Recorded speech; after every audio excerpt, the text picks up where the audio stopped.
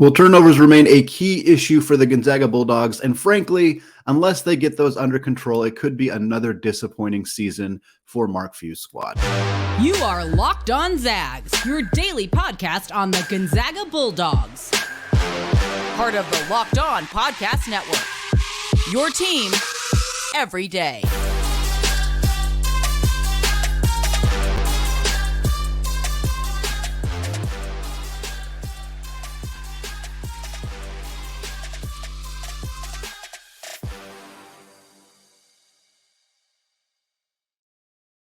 What is going on, y'all? Welcome to the Locked On Zags podcast, part of the Locked On Podcast Network, your team every day. I am your host and longtime Gonzaga podcaster, Andy Patton, here to bring you news and updates through another season of Gonzaga basketball. Today's episode is brought to you by Upside. Download the free Upside app and use promo code LOCKED to get $5 or more cash back on your first purchase of $10 and up. All right, it is a delayed Mailbag Monday episode today, Mailbag Tuesday, as I'm calling it. I wanted to get all of my thoughts and reactions to Gonzaga's big old butt whooping against Kentucky out on Monday, so decided to push Mailbag another day. You all showed up in an incredible way. Tons of great questions to answer on today's show. If you want to get involved in Mailbag Monday and don't know how to do so, you can follow me on Twitter at AndyPattonCBB. I post a tweet soliciting questions. You can respond to that and get your answer in the show. You can also email me, andypatton013@gmail.com, as a great way to get your questions answered as well. All right, we're going to get right into it because, like I said, tons of great questions today. This first one comes from @Havila Benjamin on Twitter, who says, the Zags shot and rebounded well against Kentucky, which gave them the win. However, the assist-to-turnover ratio is 8-18. What do you think they need to do to clean up the turnovers and get the passing machine humming? Havila Benjamin, not the only person with this question. John via Gmail asked, what is Gonzaga going to do to improve in the turnover department? The Zags just seem to turn the ball over way too much. Thoughts? Well, this is going to be one of the themes of the episode that I'm going to say in response to a lot of questions today. And I think it's worth continuing to emphasize and repeat. Most seasons when Gonzaga has played 4 games, they have not played this caliber of opponent or even close to this caliber of opponent. They played North Florida, which was a game that went as you would expect it to go. They played Michigan State on an aircraft carrier in a game that I'm not saying you can't glean any information from that game, but it's really hard to take turnover issues and outside shooting issues particularly seriously considering the circumstance. Texas in a true road environment. Yeah, they got their bell rung pretty bad in that game, but that's a really good team, a top 5 team on a true road game. Most of the time, Gonzaga hasn't played those calibers opponents earlier in the season.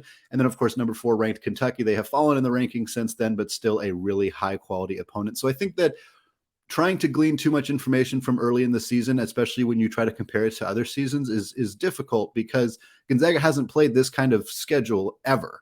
Like, they had a good schedule in 2021, the Jalen Suggs freshman season, and they did a lot better in the early part of that season because that was one of the best, if not the best, Gonzaga basketball team of all time. Yes, Gonzaga has turnover issues, and yes, just because they've played good teams doesn't mean that the turnover issues are magically going to disappear. They're going to be cleaned up in different games against teams like Kent State and Montana and those caliber of opponents, but Gonzaga does need to do some different things, whether it's some of the adjustments we've seen them make, which is having different players bring the ball up the court. I don't think Drew Timme and Anton Watson are going to be playing point guard all that often this season, but Hunter Salas might. Hunter Salas might be the guy who just gets the ball up the court and gets it into another guard's hands like Julian Strawther or Rasir Bolton, and they just start running a motion ball screen heavy action. That could be the situation, the result here. I think they're just going to work really hard with Nolan Hickman on kind of cleaning things up. He played with an injured ankle against Kentucky and was not Gonzaga's primary issue from a turnover perspective. So I think we are already starting to see him take some of those steps. And that kind of leads into the next question here from @user DadRisk on Twitter, who says, is Hickman making a leap or not the single most important storyline to watch for this team before March? I had to think about this for a while because player-specific storyline, I would say yes. Nolan Hickman's development is the most important player-specific storyline for the rest of the season. How Julian Strawther adapts to being a small ball 4 is important. Malachi Smith and Efton Reid, what they give them as transfers, which we haven't seen a lot of yet, that's an important storyline. Rasir Bolton being the player he was against Kentucky as opposed to the player he was against Texas is an important storyline. Hunter Salas, like there's a lot of very big storylines. That's why it's so fun to cover a team like this on a day-to-day basis. But Nolan Hickman's development is the most important amongst players. I think the team's most important development is rim protection / just overall defensive communication. It was much, much better against Kentucky than it was against Texas, and frankly than it was against Michigan State as well. But for the Zags, they need to be consistent in that regard. They need to be able to keep good, talented guards in front of them on the perimeter because they don't have a player like Chet Holmgren to erase those shots on the back end. And I think you could argue that their defensive communication as an overall storyline is more impactful than Nolan Hickman's individual development, but no single player's difference between who they are now and who they are in March is going to be more impactful than Hickman's. Next question comes from Christian via Gmail. Christian says, will the Zags go with different players bringing the ball up the floor? As you mentioned in the Kentucky recap show, on one possession, Timme basically took it from baseline to post. On a couple other occasions, Anton Watson brought the ball up the floor, which in my mind helped him be more actively involved. Anton was all over the floor, providing amazing energy and contributions on both ends. If you want me to read your whole question, definitely end it with a compliment to Anton Watson, because I will include that every single time. I don't think that Drew Timme bringing the ball up the court is going to be a regular thing. I think, again, it goes back to kind of the overarching theme of the episode of Gonzaga playing really tough games early in the year and making some adjustments on the fly. Hat tip to Mark Few for making that adjustment. I don't think he told Drew Timme, hey, if you get a rebound, just go. This may have been more of a decision that Timme made, but some of the decisions to take the ball out of Hickman's hands when he was struggling and have Hunter Salas bring the ball up. And against Michigan State, we saw them effectively abandon their offense and just figure out how to get Drew Timme the ball. Those in-game adjustments are things that in years past, I'm not sure Mark Few would have made those adjustments. The fact that he did, the fact that they worked in the sense that Gonzaga, for how they have played this season, especially in the turnover department, to be 3-1 against the caliber of opponent that they have played, pretty darn impressive. And I think that Mark Few deserves a lot of credit for that. And I think as the schedule starts to normalize a little bit, not yet, they still got a lot of really tough games left in the next couple of weeks. But as it starts to normalize after that, as we get into league play, stuff like Anton and Drew Timme bringing the ball up the court, we're not going to see that anymore. I think it'll look much more like the normal Gonzaga high-paced offense. Hickman will start to settle in and things will kind of revert back to normal. But a really tough start to the season and some guys being a little banged up and not in slightly unfamiliar roles has created a situation where the Zags are doing things a little different right now. And again, kudos for it being something that has worked for him up to this point. Final question of the first segment here comes from Larry via Gmail. Larry says, could the Timme turnovers be a result of him trying to do too much? When he's double or triple teamed, he seems to still try to spin and get space when he should be kicking out to Strother or Bolton for a three. Timme turns the ball over a lot because he has the ball every single freaking possession. It is not much more complicated than that. The player with the ball in his hands more than any other player on the team is more likely to turn the basketball over. I don't think Drew Timme has massively concerning turnover issues. I think when you have a player with as high usage of a rate as Drew Timme has, you're just going to that's kind of just part of the deal. To be frank, that's part of what it is. Drew Timme doesn't have these abhorrently ugly turnovers. He occasionally has bad ones, but again, he has the ball every dang possession. So of course that's going to happen. Does Drew occasionally become a bit of a black hole? Kind of, but he's much better about that than many other players. Filip Petrusev was worse about this. Many other former Zags weren't as good. And Gonzaga fans have also been spoiled by players like Shemet Karnowski and Domantas Sabonis, who are incredible passing big men. Drew Timme is a good passing big man. He still has some work to do in that area. He early in the season, I think we've seen him develop some of those skills already. That over the shoulder pass to Hunter Salas in the Kentucky game was an incredible read from Drew Timme, and he did that 18, 19 feet away from the basket. So I think his skills in that regard are already there. I think the fact that Gonzaga has had to rely on him basically every single offensive possession has created a situation where he's turned the ball over a little bit more. But on the list of things that I'm concerned about for Gonzaga going forward, Drew Timme's turnovers is frankly pretty low. He's going to have the ball in his hands a lot, and this is the kind of stuff that's going to happen. If it gets worse or if it continues to happen against lower quality opponents, maybe we can check back in on that, but it's just not an issue that is overly concerning to me at this point. All right, we got more listeners submitted questions coming your way, including thoughts on Dominic Harris and Gonzaga's very tight rotation to begin the season. But first, today's episode of Locked On Zags is brought to you by Upside. From cringing at the pump to getting an eye-popping check at your favorite restaurant, inflation is hitting us all where it hurts, and it really hurts. That's why I started using Upside. Upside is an incredible app for anyone who buys gas, groceries, or dines out. With every purchase, I'm earning cash back thanks to Upside. The app is super easy to use, and there's no catch. To get started, download the free Upside app. Use my promo code LOCKED and get $5 or more cash back on your first purchase of $10 and up. Next, claim an offer for whatever you're buying on Upside and check in at the business. Pay as usual with a credit or debit card, and you get paid. In comparison to credit card rewards or loyalty programs, you can earn 3 times more cash back with Upside. Upside users are earning more than $1 million every week. Download the free Upside app now and use promo code LOCKED to get $5 or more cash back on your first purchase of $10 and up. That's promo code LOCKED for $5 back on your first purchase of $10 or more. All right, segment 2, still Andy Patton, still Locked On Zags. Want to thank all of you for making Locked On Zags your first listen of the day. For your second listen today, check out the Locked On Sports Today podcast. From the games that matter the most to the biggest stories in sports, go beyond the scoreboard and behind the scenes with local experts and insights that only Locked On can provide. Locked On Sports Today, available on this app, YouTube, and wherever you get podcasts. All right, getting right back into it with more great questions submitted by listeners. This one comes from @Twitter user DadRisk. He says, can you remember to remind everyone about possible 9-man rotations in the future years to just stop? Well, look, as a daily Gonzaga content creator, I create content every single day, even in the off season. So I need stuff to talk about. And quite frankly, speculating on Gonzaga's rotations is always a fun, albeit sometimes fruitless endeavor in the off season, because as much as we like to look at the roster and think there's no way Mark Fee will play less than 8 or 9 or 10 guys, he does. He does. And again, I've mentioned this a couple of times being kind of the theme of the episode, and I'll reiterate it here. We're 4 games into the season, and most of the time Gonzaga hasn't played 3 opponents like they did against Michigan State, who's a top 16 team, I believe is where they finished in the AP poll. Texas is a top 5 team. Kentucky's still a top 10 or 15 team.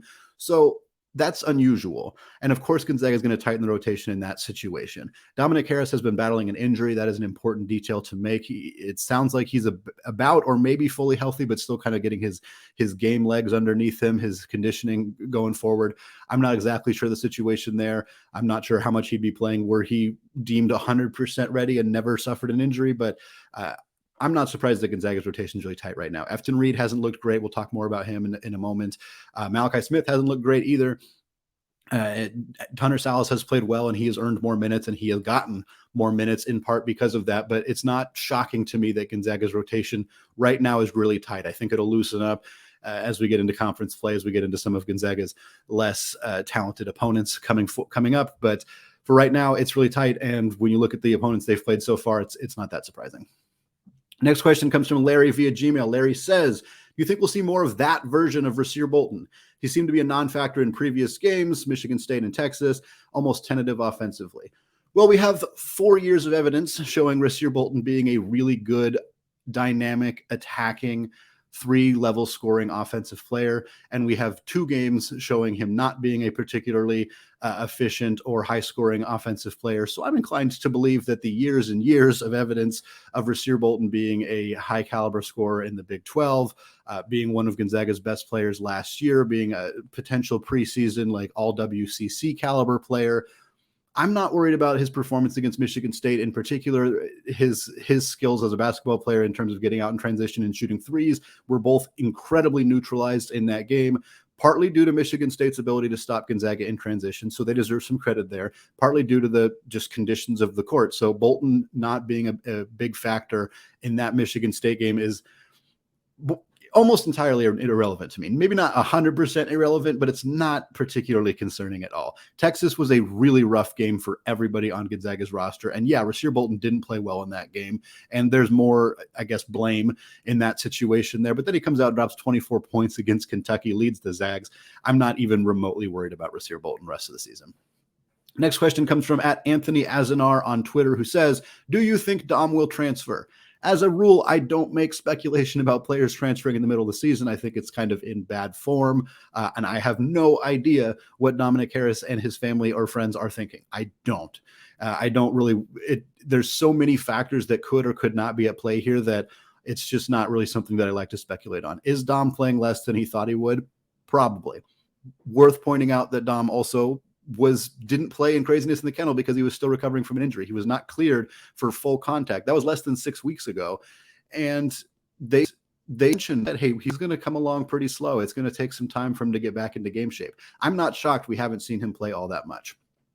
If, as the season goes on and Gonzaga starts playing less quality opponents and the rotation opens up a little bit, if Dom still doesn't see the floor all that much or doesn't play particularly well in those moments, then yeah, I think that it's a conversation that will probably start to permeate a little bit more around the Gonzaga fan base. Is he going to be back next year? What's the situation there? But again, I don't know any other situations about his life personally, about his friends, his family, all of that. And so I think that transferring is such an intensely personal decision to make that just looking at a player who's not playing all that much and thinking, oh, they're going to transfer, it's a much more complicated issue than that. So I don't know, and I don't really like to speculate on if there is an announcement about it or something like that that's worthy of actually reporting on. We'll discuss it at that point. Next question comes from John via Gmail. John says, Gonzaga has been very successful with transfers in recent years, but both Reid and Smith seem as if they are struggling to acclimate themselves to their system. What are your thoughts? Guess what, guys? We're sticking with the theme. We're sticking with the theme of today's episode. I can't remember any transfers who came to Gonzaga and immediately had to play Texas on the road, Michigan State on an aircraft carrier, and Kentucky at the Spokane Arena. It is a ridiculous stretch of games for these guys. And these are not transfers like Brandon Clark. These are not transfers like Kyle Wiltshire, who are expected to come in and immediately be the best player on Gonzaga's team. Neither of these guys were billed as that. Neither of these guys are expected to be that. Gonzaga has and remains very successful in the transfer portal. This year's go-around was more about finding complementary / developmental pieces. Smith is a complementary piece. Reid is a developmental piece. Both those guys look like that at this point in the season. Malachi Smith has not played a lot of Power 5 teams in his career. He started his career at Gonzaga playing three of the very best early in his career. I don't think Malachi Smith is going to be a 15-point per game, 45% three-point shooter the way Rasir Bolton was when he came over to Gonzaga. But I think Malachi Smith is going to settle into being a very, very good role player for the Zags. We haven't seen a ton of that yet because, frankly, when Gonzaga plays really good teams, oftentimes the rotation gets squeezed, as we've talked about, and you only see 5 or 6 guys. They just happen to play a bunch of really good teams very early in the year. As the season goes on, when Gonzaga is playing their regular WCC slate in January and February, Malachi Smith, in my projection, will probably settle in as a guy who comes off the bench, gives you 15, 18, 20 minutes per game, 7 or 8, maybe 10 points, and just does a little bit of everything well. We just haven't seen him be that guy yet because these games haven't really lent themselves to that situation. Efton Reid is just a developmental piece. He's just not ready to be a big-time contributor yet. I think he will also contribute significantly more as Gonzaga gets in the WCC season. But again, every transfer that I can think of that came to Gonzaga, their first 4 games, they didn't have a schedule like this. So I think we have to kind of preach patience with the transfers, with the new guys who are adjusting to new roles like Hickman and Salas, and kind of just wait until the season sort of evens out a little bit, and we'll get a better sense of what kind of contributors those guys are. Next question comes from Larry via Gmail. Again, I think his third of the show. Larry says, why is Malachi Smith not getting more time? When he's on the court, he seems like a better all-around player than Hickman, more confident, bigger, stronger, can go to the basket, has a three-point reputation, looks like he can handle more aggressive opponent guards too. I'm not sure where you are seeing all of this with Malachi Smith, to be perfectly honest. I love Malachi Smith. I was a champion of him when he came over to the program. And as I just said in the previous answer, I think that he is going to be a nice role player for this team going forward. But he doesn't look like a better player than Nolan Hickman to me. I haven't seen that in the season. I know that Hickman has gotten a lot of hate this year and a lot of frustration from the fan base. Nolan Hickman has been better than Malachi Smith. Malachi Smith is a little bit bigger. Confidence, I don't know how you can see that watching a basketball game, so I don't know that I buy that necessarily. Nolan Hickman can go to the rim. Malachi Smith and Nolan Hickman both have that ability. The three-point shooting, yeah, Smith was a better three-point shooter previously in his college career, but I'm not sure that Smith is a guaranteed knockdown better three-point shooter than Nolan Hickman is right now. Looks like he could handle more aggressive guards too. I haven't seen that from Malachi Smith at all. If that's just a size thing, I suppose I could understand that argument, but I haven't seen any proof that Malachi Smith is better equipped to handle good opposing guards than Nolan Hickman. In fact, I think it's the opposite. I think Nolan Hickman is more capable of doing that. This team ceiling is higher with Nolan Hickman being the best version of himself than Malachi Smith, quite frankly. So Smith, Should, in a perfect world, Smith plays more of a complementary role, Hickman takes over as the starting point guard role. If Malachi Smith has to play more of a point guard role, or if Nolan Hickman doesn't take over that role, I don't think Gonzaga is as good. So clearly, for me, the Zags finding a way to make Hickman the best player that he can be, let Smith adapt to that kind of player role, I think is a better version of this team. And that's what Mark Few and the staff are hoping to kind of get out of this group of guys going into next season. All right, folks, we're going to discuss Gonzaga's schedule, path to the national championship, and a really nice weekend from the Lady Zags in Bahamas. But before we get there, I want to tell you all about BetOnline. College basketball and the NBA are back in action, and college football and the NFL remain in the thick of their seasons. BetOnline.net is your number one source for all of your betting needs and sports information. From all the latest odds, contests, and player props, you name it. BetOnline remains the best spot for all the latest sports developments, including podcasts and reviews for all of the leagues this season. And it's not just basketball. BetOnline is your continued source for all your sports wagering information needs, including live betting and your favorite Vegas casino games. They even have lines for coaching changes across every major sport, so even in the offseason, you can get your fix. Head to the website today or use your mobile device to learn more about the trends in action. BetOnline, where the game starts. All right, segment 3. Still Andy Patton, still locked on Zags, still hammering through a bunch of excellent listener-submitted questions for Mailbag Tuesday, a day late this week. This next question comes from @user Jackson27 on Twitter, who says, your ideal 6-team path for Gonzaga to win the national championship. What teams in those games would you want to play? Yeah, I had to think about this one for a while because I was trying to pick realistic teams at each spot that Gonzaga could, in theory, run into. I didn't pick any WCC teams because they tend to avoid matching them up in early conference or in early NCAA tournament potential matchups.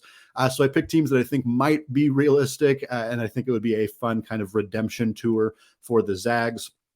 First up, this is operating on the assumption that Gonzaga is a 1 or a 2 or a 3 seed. Their first game would be against Long Beach State.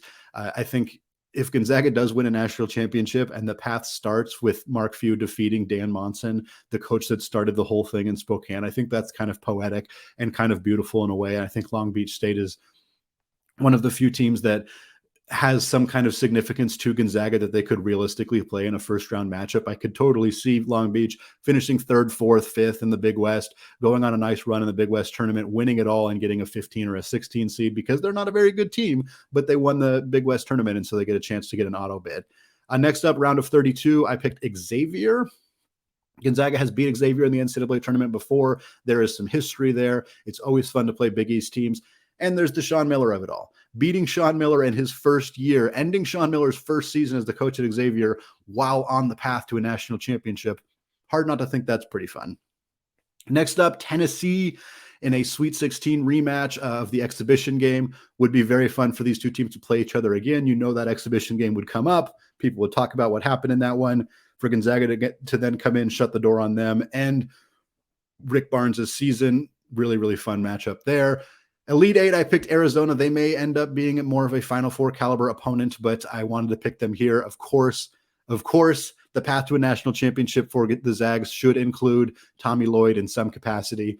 I want to see Tommy succeed. I want to see Arizona succeed. So I don't necessarily want to be the one that eliminates them, but I also don't want Tommy to succeed that much. Yeah, if Gonzaga and Arizona are playing each other, we're rooting for the Zags. And again, if Mark Few's path to the national championship includes Tommy Lloyd in some capacity, I think that'd be fun. Final Four, I picked Arkansas here. Arkansas looks like a Final Four caliber team this year. They are really, really good. And a rematch of last year's hideously ugly Sweet 16 game would be a really, really fun chance for the Zags. And then championship, 0 surprises here. We're going with the Baylor Bears. Rematch 2021, beat the Bears, take down Scott Drew, win the first championship for the Zags. Would be just an incredible, incredible run. To be clear, I don't care about a single opponent that Gonzaga plays if they win the championship. Doesn't matter. Doesn't matter if they play all under seeds. Doesn't matter if people think, oh, that was the easiest path in all history. I don't care. If the Zags win a championship, I'm going to be happy. But if I get the ability to pick some of the teams Gonzaga is going to beat on the way, this is what that list might look like for me. Next question comes from Jim on Facebook. Jim says, seems like the Zags are very good at getting opponents in foul trouble, or is that just my observation? Yeah, this has been a strength of theirs this season. And we say Zags, but Drew Timme. Drew Timme is really, really good at drawing contact and getting to the free throw line. He's working on actually converting at the free throw line. We've seen some good and some bad from him. Again, the Michigan State game, he looked terrible from the free throw line, but there's also video that make it look like some of his shots are just moving because they're playing outside. So take that with a bit of a grain of salt there. Kentucky fans kind of complained a lot that the refs were imbalanced in that game, even though I think Gonzaga and Kentucky shot almost the exact same number of free throws. So you take that with a grain of salt as well. But Drew Timme's ability to spin, to pump fake, to use his body to draw contact, get guys who are even trying as best as they can to stay straight up. He gets them to put contact on him and finishes through it, or at least gets a shot up so that he can get to the free throw line. It's a tremendous skill of his. It's a skill that Julian Strawther is working on. It was something that was kind of a criticism of his after last season, heading into this year, of like, hey, he's a good 2-level scorer. He's good at scoring around the rim. He's a good outside shooter, but can he get to the free throw line and convert there? We've seen him do much better about that. I think he was 7 for 7 from the free throw line in that Kentucky game when he dropped 20 points. So the Zags are working on improving some of those skills, getting more of their points from the free throw line. So I don't think that it's just a single person's observation. I do think that it is something Gonzaga is intentionally working on and very good at. Next question comes from Jeff via Gmail. Jeff says, with both Michigan State and Purdue entering the top 25 in the coaches poll, the Gonzaga's non-conference schedule is getting more difficult. If Gonzaga ends up playing Purdue and Duke in the PK 85, that will mean Gonzaga will play 8 of the nation's top 25 teams during non-conference. Other than 3 or 4 Big 12 teams and maybe a couple other Power 6 teams, most teams will not end up playing that many top 25 teams in the entire season. What would a 5 or 3 or 6-2 record against those 8 teams do for Gonzaga as a whole this year? It would better prepare them for March. That's the whole thing. That's the whole goal for Mark Few for putting together this schedule. He's doing it in part because he knows it's good for college basketball and he wants to be part of kind of college basketball story, having the Michigan State game, having the Tennessee exhibition game, certainly being a part of things like PK 85 and the Baylor game in Sioux Falls. Like, these are things that are important to college basketball. Mark Few knows that. He wants to kind of be somebody who's at the forefront of making innovative decisions for the sport, but also he wants his team to be as good as they possibly can in March. It does not matter how good they are in November. It really does not. And it doesn't make it any more fun to watch them get bell rung by Texas the way that they did. That was very not fun. And I promised you nobody had less fun than Mark Few did. But you'd rather do that now than in March. That's very obvious and kind of cliche to say, but like, that's what this coaching staff is doing. And so if they go 5-3 or 6-2 in this stretch, if they go 6-2 against top 25 teams in the non-conference, that is incredible. That's a really great stretch of games because this is not the best version of Gonzaga. Going 6-2 through that stretch when Nolan Hickman is still adjusting to his new role, when Malachi Smith and Efton Reid are still adjusting to being at Gonzaga, when Dominic Harris is not fully healthy, like, to do all of that and still go 6-2 and then have a period of time where you continue to develop and grow and get better. And yeah, you're not playing as many competitive games, but you still got a couple against St. Mary's. You still got a couple against, BYU and San Francisco and decent quality opponents, not, the top 25 teams, but good. St. Mary's is a top 25 team, but other than that, not necessarily top 25 teams, but you work and grow and get better and you have those experiences. You know what Texas is going to bring, what Michigan State's going to bring, what Kentucky's going to bring, and Duke and Baylor and all of these teams. And so for the Zags to be more prepared for those games coming into March, that's all that matters. And I think that this is the way to do it. Next question comes from Christian via Gmail. Christian says, should we just accept the fact that this is going to be a wild ride this season? Looking at a team like Colorado, who has victories over Tennessee and A&M and losses to Grambling and UMass, this early season has been unpredictable for many teams. How many teams have a shot at the title? I know it's early, but there could be a lot of turnover at the top of the polls. Yeah, I don't think that this season is going to be a wild ride for the Zags. I think the Zags had one really bad game against Texas and then found ways to win games against really good teams. I think that's kind of all that has happened. The Texas game was hideous. Don't get me wrong. It was very ugly, but they played a grinded out victory over Michigan State, which is pretty much exactly what everybody would have expected to happen in that game because it was the aircraft carrier. They took away the transition and it was just kind of an ugly grinded out game. Then they beat the doors off Kentucky, and Kentucky is maybe a bit overrated and perhaps had some challenges with coaching and decision-making in that game. And I think that that's very true. And I think deserves some criticism for the Wildcats, but I don't think that this is like a super wild ride season for the Zags. I think they had one bad game, 2 good games against good opponents, and are kind of going to continue to look good going forward. In terms of the overall season, Yeah, it's going to be a weird one. Colorado has a weird resume. If it's more goofy than anything else, they just recently lost to Boise State as well. But I think there's like 15 or 20 teams at this point that could reasonably compete for a title. But every single season, I mean, most of all of last year, nobody would have thought North Carolina could compete for a title. A couple of years ago, nobody thought UCLA would compete for a title, and they were a Jalen Suggs 39-foot bank shot away from playing in the national championship game. So I don't know that you can make any of those observations or guesses before Thanksgiving. And we're still before Thanksgiving. So to me, like 15 or 20 is almost too low. At this point, there might be 40 teams that could reasonably win a national championship. I don't think it's probably not that many. But honestly, like, who knows? It's going to be a weird season for sure. And the final question of the show, Jeff from Gmail asked about the women's team. He was asking specifically about their victory over Louisville. Since then, the Zags have lost to Marquette and then defeated number 11 ranked Tennessee in the Bahamas. So I wanted to kind of just talk about the team as a whole. We're going to talk a lot more about this team on Wednesday, by the way. So definitely check that show out. Lots of good updates on the Lady Zags. But yeah, this team beat Louisville and Tennessee. They went to the Bahamas and beat two teams ranked in the top 11.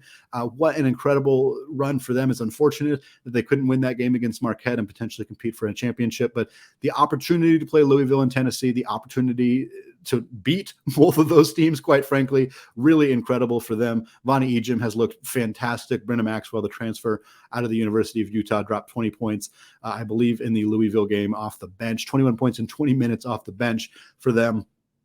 Eliza Hollingsworth has been incredible as well. The Trung twins, of course, excellent. They're dealing with an injury right now for Kaylin. Hopefully that's the kind of thing that doesn't linger too long, because they really need her to be an impactful player for this team going forward. But we'll talk more about them on Wednesday, but this is a really good team. They should be ranked. They should continue to remain ranked for the rest of the season. And wins like those are going to put this team in a position where, like, hey, they could make a legitimate deep run in March. All right, that is going to do it for me today. Don't forget to check out the new podcast, Locked On College Basketball, where myself and Isaac Shade of Locked On Tar Heels break down the biggest stories in all of college basketball 5 times per week. Check it out on YouTube or wherever you get podcasts. Finally, I want to thank all of you for making Locked On Zags your first listen of the day. For your second listen, check out the Locked On Sports Today podcast, the biggest stories of the day, plus instant reactions, big game recaps, and the take of the day. Available on the Odyssey app, YouTube, and wherever you get podcasts. All right, folks, thank you all for listening, and go Zags.